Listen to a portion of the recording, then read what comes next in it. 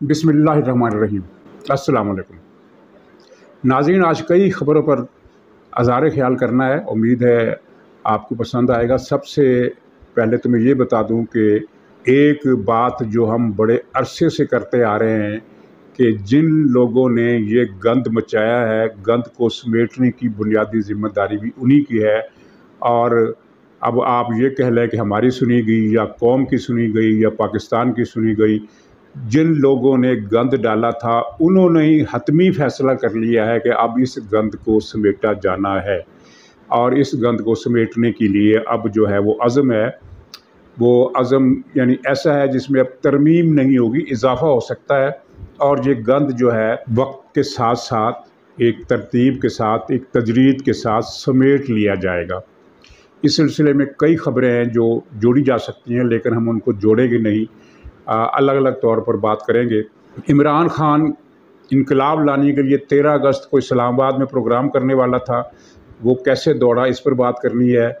और एक मौलवी, दरबारी मौलवी ने फर्रा गोगी के रुपए हलाल करने के लिए किस तरह एक झूठ बोला और बहतान बांधा। और अगर रियासत मदीना होती तो इस मौलवी को, जिसकी वीडियोज़ मौजूद हैं, जिसकी तस्वीरें मौजूद हैं, ऐसी तस्वीरें कि जिनका ज़िक्र नहीं किया जा सकता, इसको सरे बाज़ार, सरे चौक में सबके सामने 80 कोड़े मारे जाते, जिस तरह बहतान लगाया।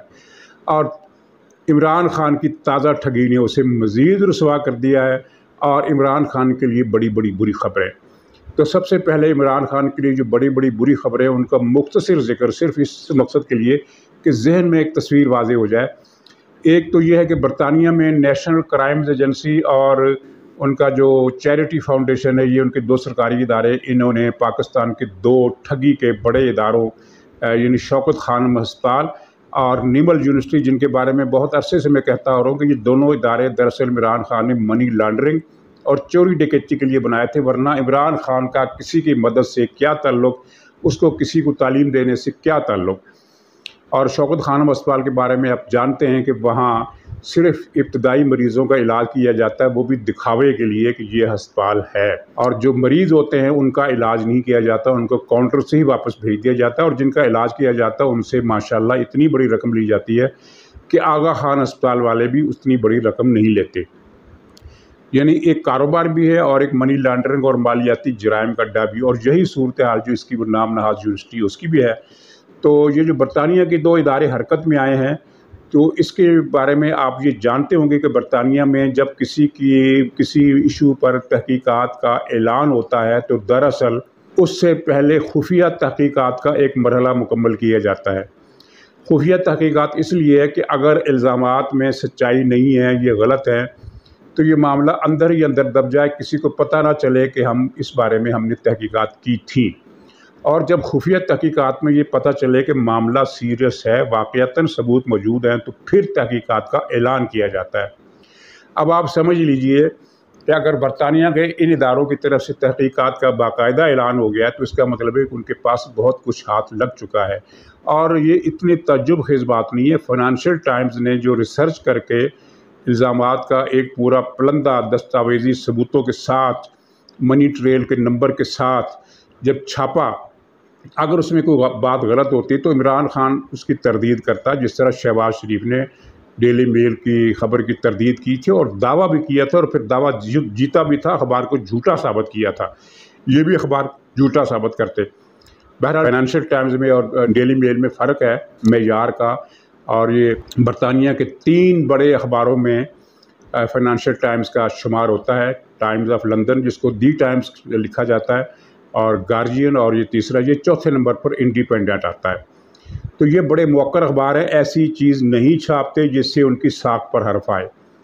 तो अगर इमरान खान ने तरदीद नहीं की तो जिन बैंकों के नाम इसमें आए थे वो तरदीद कर सकते थे कि ऐसी कोई ट्रांजैक्शन इस तरह की जिस तरह के अखबार ने लिखा है नहीं हुई, किसी की तरफ से तरदीद नहीं आई। मतलब ये है कि मामला अब बड़ा सीरियस हो गया है। और ये बात कागज़ पर लिखी हुई है, ये समझ लीजिए कि आइंदा इन 2 फ्रॉड इदारों, निमल यूनिवर्सिटी और शौकत खानम के नाम पर बरतानिया से चंदा नहीं भेजा जा सकेगा। बल्कि हो सकता है کہ ہو سکتا ہے کیا بہت بڑا امکان ہے، غالب امکان ہے یہ کہ عمران خان اگر برطانیہ کبھی گیا تو اسے پکڑ کر جیل میں ڈال دیا جائے گا، کیونکہ یہ انٹرنیشنل ٹھگ ثابت ہو چکا ہے جس نے ملٹی ڈائمینشنل ٹھگیاں کی ہیں۔ ایک تو بری خبر یہ ہو گئی، دوسری بری خبر یہ ہوگی کہ پہلے اس کا ایک تھم جو تھا، ایک ستون جو تھا، ایک پلر جو تھا اس کی طاقت کا، اس کا تبادلہ پنجاب کے مرکز سے اٹھا کر کوئٹہ کر دیا گیا، اور اب دوسرا اس کے لیے صدمہ یہ آیا ہے کہ ایک اور صاحب کو پشاور سے اٹھا کر کہیں اور بھاولپور وغیرہ بھیج دیا گیا۔ ویسے یہ الگ بات ہے کہ بھاولپور والے پوچھ رہے ہیں کہ ہمارا قصور کیا ہے، جو بھی ہے۔ تو عمران خان کے لیے یہ صدمہ جو اس کی بیک بون پر ایک ماسٹر سٹروک، تو ہم پتہ نہیں کہنا چاہیے یا نہیں کہنا چاہیے، لیکن اچھا خاصا بلو ضرور ہے۔ تیسرا یہ ہوا کہ یہ اسلام آباد میں انقلاب لانے کے لیے 13 تاریخ کو جلسہ کرنے والا تھا، جس میں ان کے اپنے پارٹی کے لوگ اور ان کے سوشل میڈیا کے لوگ مسلسل یہ کہہ رہے تھے کہ 20 لاکھ لوگ لائے جائیں گے اور انقلاب کی بنیاد رکھ دی جائے گی، اور 25 مئی کا انتقام جو ہے یہ 13 اگست کو لیا جائے گا۔ اور وہاں کیا ہوا، وہاں سے یہ جلسہ اٹھا کر پہلے پنڈی کے لے کر گیا، اسلام آباد میں نہیں کریں گے پنڈی میں کریں گے، پھر پنڈی سے بھی بھاگ گیا اور لاہور لے آئے۔ لاہور میں بھی کہاں، مینار پاکستان پر نہیں بلکہ ہاکی گراؤنڈ میں جو قذافی اسٹیڈیم کے پاس ہی ہے، وہاں جلسہ کرے گا، یہ انقلاب وہاں لائے گا۔ وجہ یہ بتائی گئی ہے، مجھے نہیں پتا کہ اصل وجہ کچھ اور بھی ہو سکتی ہے، وجہ یہ بتائی گئی ہے ان کی طرف سے کہ دراصل وہ کیا نام ہے اس کا، TLP تحریک لبیک پاکستان، اس نے بھی جلسے کا اعلان کر دیا تھا، تو تصادم کا خطرہ تھا۔ بھائی آپ تو پورے ملک کو انقلاب لانے کے لیے نکلے تھے اور پورے ملک کو امریکی غلامی سے حقیقی آزادی دلانے کے لیے نکلے تھے، تو ایک جلسے سے جو ڈر گئے، ایک جلسے سے ڈر کر پسپا ہو گئے۔ دراصل ان کو آنے والے وقت کا اندازہ ہونے لگا ہے، اور عمران خان کے پسینے بھی چھوٹ رہے ہیں اور چھکے بھی چھوٹ رہے ہیں۔ جلسہ لاہور میں یہ کتنے لاکھ کا کر لیں گے، یہ اندازہ جو ہے وہ ظاہر ہے، جس کے عمران خان کے جو بڑے بڑے جلسے ہوتے ہیں جن میں 30، 35، 40 ہزار کے قریب لوگ آ جاتے ہیں، اتنا ہی بڑا جلسہ ہوگا۔ لیکن فرض کرے یہ جلسہ اس سے بھی بڑا ہو جائے تو اس جلسے سے کیا انقلاب آئے گا؟ اور یہ جو اطلاعیں دی جا رہی ہیں ٹی وی چینلز پر بیٹھے ہوئے ان کے اینکر، جب تک ان پر ہاتھ نہیں ڈالا جاتا، یہ اسی طرح عوام میں کنفیوژن پھیلاتے رہیں گے اور عوام کو ایک جھوٹے سسپنس میں مبتلا رکھیں گے۔ اب ان کی طرف سے یہ اعلانات ہو رہے ہیں کہ عمران خان ایک بہت بڑا راز فاش کرنے والا ہے، تو بھائی 6 مہینے سے اس نے راز فاش کرنے کے درجنوں اعلان کیے، ماسٹر کارڈ کھیلنے کے درجنوں اعلان کیے، انقلابی اور دہشت انگیز اعلانات کرنے کے اس نے درجنوں وعدے کیے۔ کون سا کارڈ اس نے استعمال کیا، کون سا راز اس نے فاش کیا، کون سا اس نے بڑا انقلاب برپا کیا؟ کچھ بھی نہیں کر سکا۔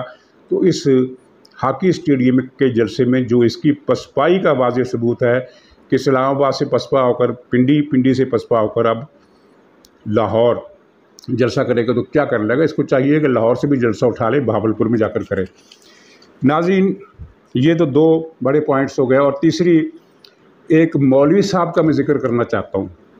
یہ بہت پہلے کی بات ہے، گورنمنٹ کالج میں بیاڑی ضلع کا ایک نوجوان پڑھنے داخل ہوا، اور اس کے بعد اس کو شوق چل رہا ہے کہ میں ڈسکو ڈانسر بنوں، تو مختلف کلبوں میں جا کر اس نے ڈانس واس کیے، کیونکہ بھدا ڈانس کرتا تھا۔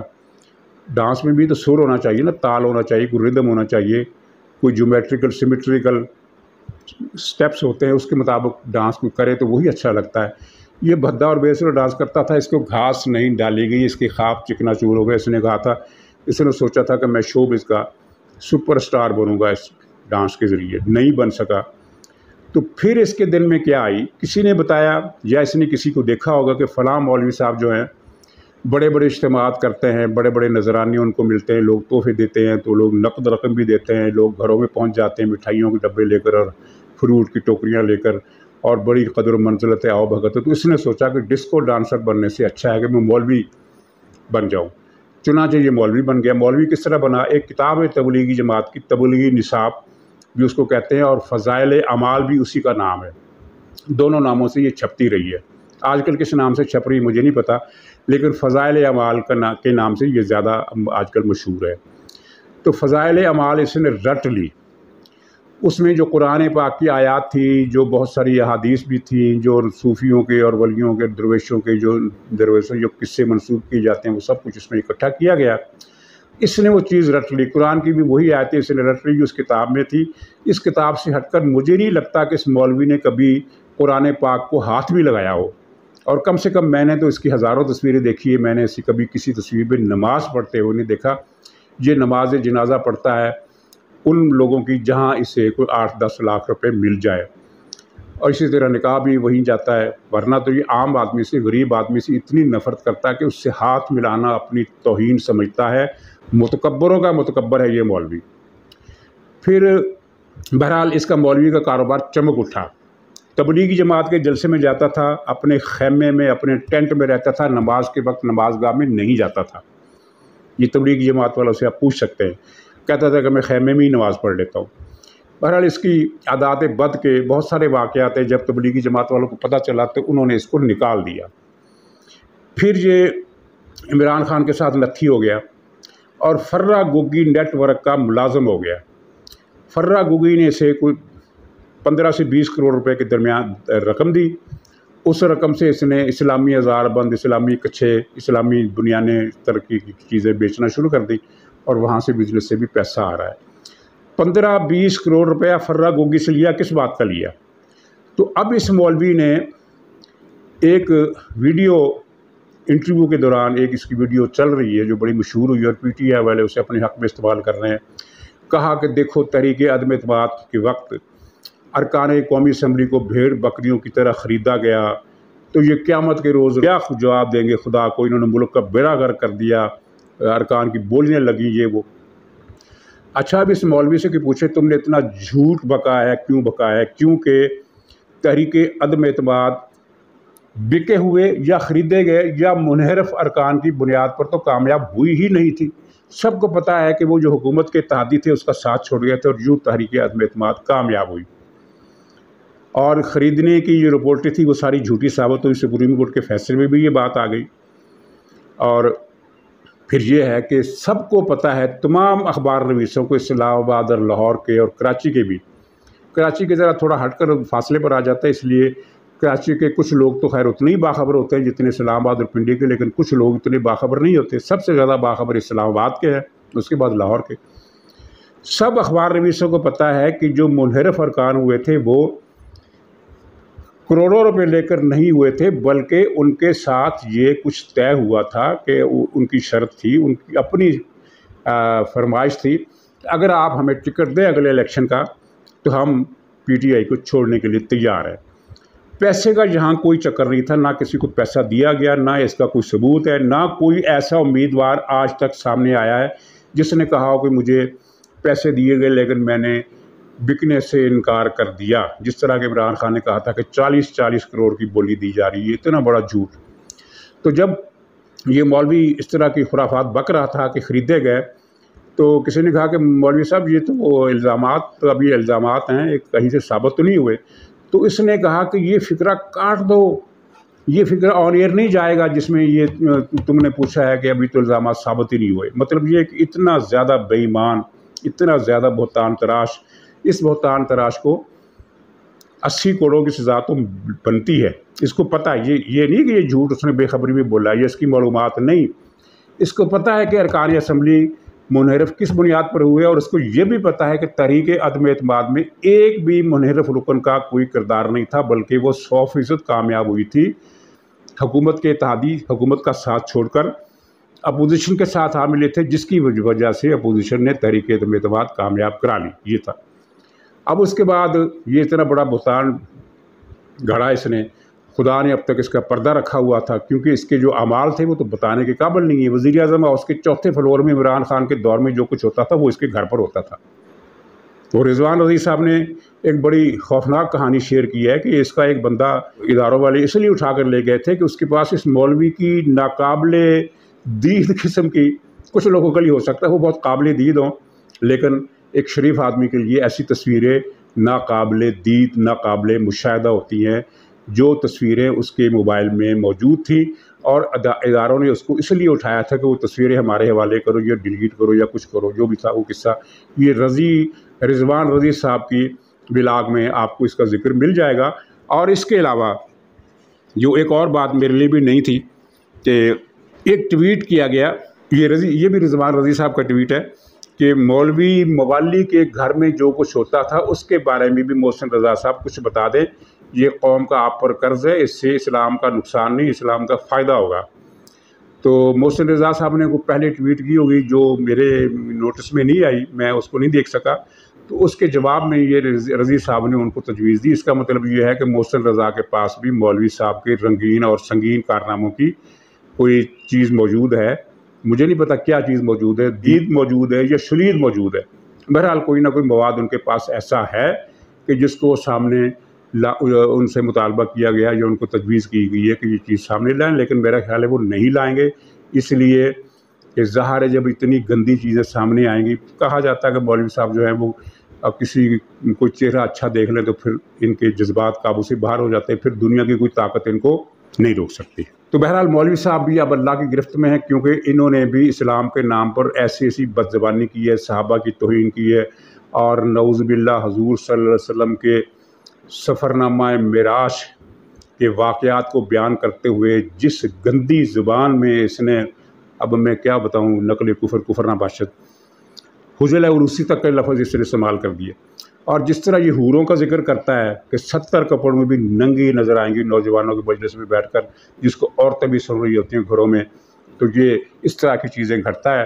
فضائل اعمال اس نے رٹ رکھا ہے، فضائل اعمال کتاب اس نے رٹ رکھی ہے، اور اس کے ساتھ کچھ واقعات جھوٹے بھی جوڑ دیتا ہے۔ مثلا میں آپ کو بتاؤں کہ کتنا بدذات، بدطینت اور گستاخ اور اسلام دشمن مولوی ہے کہ اس نے ایک مرتبہ یہ بکواس بکی کہ حضرت یوسف علیہ السلام کو لوگوں نے منہ کالا کر کے گدھے پر بٹھا کر سیر کرائی بازار کی۔ یہ اتنا بڑا جھوٹ تھا کہ علماء نے اس کا نوٹس لیے، یہ کئی برس پہلے کی بات ہے۔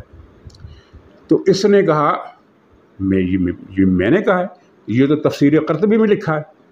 اب علماء نے تو تفسیر قرطبی پڑھ رکھی ہے، تو انہوں نے کہا کہ تفسیر قرطبی میں ایسا کوئی واقعہ نہیں ہے، معافی مانگو۔ اس نے معافی نہیں مانگی، اس نے کہا کہ زبان سے نکل گیا، اس میں معافی مانگنے والی کیا بات ہے؟ اندازہ کریں کہ نبی کا ایک منہ کالا کر رہا ہے اور کہہ رہا ہے منہ سے نکل گیا، یہ اس کے اندر کی کالک تھی جو باہر آئی، اور اللہ تعالیٰ اب اس کو رسوا کرے گا، کیونکہ دین کے نام پر اس نے دین فروشی بھی کی، اس نے وہ کام بھی کیے جو وزیر اعظم ہاؤس کے چوتھے فلور پر ہوتے تھے عمران خان کے دور میں، اور اس کے علاوہ اس نے فراڈ بھی کی، پتہ نہیں کیا کچھ کیا۔ اس کے مالیاتی فراڈ بھی ہیں، اس کے غیر اخلاقی فراڈ بھی ہیں، جن کی تفصیل اسد طور صاحب کے ولاگ میں موجود ہے۔ میں اس کا حوالہ بس دے رہا ہوں، صرف اس حوالے کے حد تک، اس کے اندر کیا ہے وہ میں کچھ نہیں بتا رہا۔ ناظرین، عمران خان کی شامت تو آئی ہوئی ہے۔ عمران خان نے کل ایک ٹویٹ کیا کہ 1930 میں جو گول میز کانفرنس ہوئی تھی لندن میں، اس میں میرے دادا کا بھائی زمان خان اور خالد جہانگیر اور پتہ نہیں کیا وہ بھی شریک تھے۔ اچھا، یہ ٹویٹ اس نے 1918 میں بھی کی تھی کہ 1932 کی گول میز کانفرنس میں میری جو خالو تھا زمان خان، خالد جہانگیر وغیرہ وہ بھی شامل تھے۔ یعنی دو ٹویٹس کی، ایک ٹویٹ میں کہا کہ لندن میں گول میز کانفرنس 1930 میں ہوئی تھی، دوسرے میں کہا کہ 1932 میں ہوئی تھی۔ چلیے یہ 2 سال کی غلطی، پروف ریڈنگ کی غلطی، ٹائپنگ کی غلطی مان لیں، لیکن جناب یہ 2 سال کے اندر جو خالو تھا وہ دادا کا بھائی کیسے بن گیا؟ ظاہر ہے ایک جھوٹ بولنے والے آدمی کو اندازہ نہیں ہوتا کہ اس کا حافظہ اس کو ساتھ نہیں دے رہا، جو اس کے حافظے میں موجود تھا اس نے جھوٹ بول دیا۔ حقیقت کیا تھی؟ ان دونوں ناموں والا کوئی آدمی گول میز کانفرنس میں موجود ہی نہیں تھا، لوگوں نے وہ لسٹ بھی چھاپ دی، اور ظاہر ہے یہ لسٹ نکالنے کے لیے کوئی اب لائبریری میں جا کر کتابیں ٹٹولنا اور تلاش کرنا ضروری نہیں ہے، سارا ریکارڈ جو ہے نیٹ پر دستیاب ہے۔ تحریک پاکستان کا ساتھ تحریک ہندوستان کی، پاکستان کی آزادی کا سارا ریکارڈ، ساری مرحلہ بمرحلہ پورے واقعات تصویروں کے ساتھ ہر چیز مل جاتی ہے۔ تو لوگوں نے پھر وہ گول میز کانفرنس کے شرکاء کی فہرست بھی ٹویٹ کر دی، سوشل میڈیا پر ڈال دی کہ یہ دیکھو یہ ہے فہرست، اس میں بتاؤ کہ تمہارا دادو کہاں ہے، تمہارا خالو کہاں ہے، تمہارا پھپھڑ کہاں ہے، کوئی نہیں ہے۔ ہاں، جہانگیر نام کا ایک آدمی شریک تھا، لیکن اس کا تعلق پنجاب نہیں تھا، وہ تھا काऊस जी जहांगीर, जहांगीर काऊस जी पारसी होते हैं, कराची बम्बई में होते हैं। आपने एक बड़े मशहूर कॉलमिस्ट जिनका इंतकाल हो चुका है, बहुत बड़े कराची की वो सिवक किस्म के सोशल किस्म की शख्सियत थे, कारोबार भी करते थे और बहुत पैसे वाले थे और बहुत असर रसूख वाले थे, बड़े बहादुर थे और लिखते भी थे, टीवी पर भी आते थे। अर्धशेर काऊस जी। तो ये काऊस जी फैमिली का एक जहांगीर नाम का बंदा इस फहरिस्त में मिलता है, लेकिन इसका फुफड़ा कोई इसमें इस लिस्ट में कोई दूर दूर तक उसका कोई नामो निशान नहीं, इतना झूठ बोला। अच्छा नाज़रीन, यहाँ एक सवाल पैदा होता है कि ये झूठ क्यों बोलता है, इतना बड़ा झूठ जिसका इसको पता था कि ये पकड़ा जाएगा। ज़ाहिर है अगर आप कल कहें कि क़ायद-ए-आज़म ने जब हलफ उठाया तो उनकी बग्गी में मेरा फुफड़ भी बैठा था या मेरा फुफड़ा भी बैठा था, तो पकड़ा जाएगा। तो इसको जब पता था कि मैं पकड़ा जाऊंगा तो फिर इसने ये झूठ क्यों बोला? उसकी वजह क्या है? उसकी वजह इसकी दिमाग की ख़राबी नहीं है, उसकी वजह यह है कि पकड़ने वाले पकड़ लेंगे, लेकिन मेरी जो ऑडियंस है, जिनको आपने किसी ने यूथियाज का नाम दे रखा है, किसी ने कोई नाम दे रखा है, जुम्बी का नाम भी दे रखा है, उन्होंने तो यकीन कर लेना है। अब पूरा पाकिस्तान भी कहे, क़ायद-ए-आज़म ज़िंदा होकर आ जाएं, वो भी कहें कि जनाब गोलमेज़ कॉन्फ्रेंस में इसका कोई फुफड़ था ना फुफड़ा था, तो ये लेकिन ये जो PTI की हामी ये कहेंगे नहीं क़ायद-ए-आज़म झूठ बोलता है, सच इमरान खान बोलता है, इसका फुफड़ा था वहाँ मौजूद। इसने इससे पहले भी कहा था कि मेरा बाप के पता नहीं, मेरा परदादा के चाचा ताया मामा कौन सा जो मीनार पाकिस्तान पर क़ायद-ए-आज़म के साथ खड़ा था, जबकि मीनार पाकिस्तान तो क़ायद-ए-आज़म की रहलत के बहुत बरस बाद 60 की दहाई में तामीर हुआ था। ये इतने झूठ बोलता है और इसलिए बोलता है, और हमें पता है कि अब PTI के आप किसी हामी को कह दें कि ये गोलमेज़ कॉन्फ्रेंस में इसका कोई फुफड़ या फुफड़ा मौजूद नहीं था, तो वो कहेंगे तुम झूठ बोलते हो, तुम बेईमान हो, खान साहब ने कह दिया तो कह दिया, इसका मतलब ये वो था। ये इतने बेशर्म किस्म का झूठ बोलने वाला, लेकिन इसको अंदाज़ा नहीं कि इस मरतबा, पिछली मरतबा जो 2018 में उसने ट्वीट किया था उसका वो इतना ज़्यादा वायरल भी नहीं हो सका किसी वजह से, और उसका नोटिस अगर किसी ने भी लिया भी होगा तो वो भी मेरे इल्म में नहीं है, बल्कि मेरे इल्म में तो वो 2018 के ट्वीट भी नहीं है, वो तो अब पता चला कि इसने 2018 में भी एक ट्वीट किया था। लेकिन इस मरतबा वो कहते हैं ना जब किसी की शामत आती है तो फिर अल्लाह ताला उसको नंगा कर देता है। इस मरतबा इसका ट्वीट वायरल हुआ बहुत ज़्यादा, और उस पर तबसरे और वो लिस्ट भी वायरल हुई जो असल थी, और जो इसने झूठ बोला कि 2018 वाले ट्वीट में इसका फुफड़ा था और 2022 वाले ट्वीट में जो कल किया है उसमें इसका दादा था, दादा या दादे का भाई जो तो वो कौन था। अब इसका कोई पता नहीं अगले साल ये फिर ट्वीट कर दे, अगरचे वो करेगा जेल के अंदर से ही, कि फुफड़ा नहीं था बल्कि मेरा बाप ही था गोलमेज़ कॉन्फ्रेंस में। ये ऐसा आदमी है तो, और इसी तरह के लोग हैं। बहरहाल अब किस्सा मुख्तसर ये है कि जो बात मैं आपको बताना चाहता हूँ सिंगल आउट करके, और जिसकी अहमियत है वो ये है कि ये अब ज़ुबानी कलामी बात नहीं रही, इसके ख़िलाफ़ घेरा तंग करने का फ़ैसला आसमानों पर हो गया है। जो भी आसमान से मुराद आप जो भी समझ लें, और इसको अब छोड़ा नहीं जाएगा, बल्कि वो सोशल मीडिया पर जो फ़ौज के ख़िलाफ़ गंदी मुहिम चलाई गई थी उसको भी तोड़ तक पहुँचाया जाएगा, जिसको उर्दू में कहते हैं अंजाम तक पहुँचाया जाएगा। इसमें वो दंदान साज का बेटा भी शामिल है, अबाबुल भी, उसने भी फ़ौज के ख़िलाफ़ और पाकिस्तान के ख़िलाफ़ बहुत बकवास की है और बहुत गंदा दरीदा दहनी से काम लिया और खबासत से काम लिया और बड़ी बुरी तरह की गालियाँ और झूठ बोला है। इसने एक ट्वीट किया था कि इमरान खान अब बूट वालों के नाक रगड़वाएगा और मज़ीद रगड़वाएगा, ये इसने इस तरह की ज़बान इस्तेमाल की थी। तो आप देखना कि कौन किसकी नाक रगड़वाता है। तो नाज़रीन इसी पर इजाज़त दीजिए, इंशाअल्लाह अगले ब्लॉग में फिर मुलाकात होगी, तब तक के लिए खुदा हाफिज़।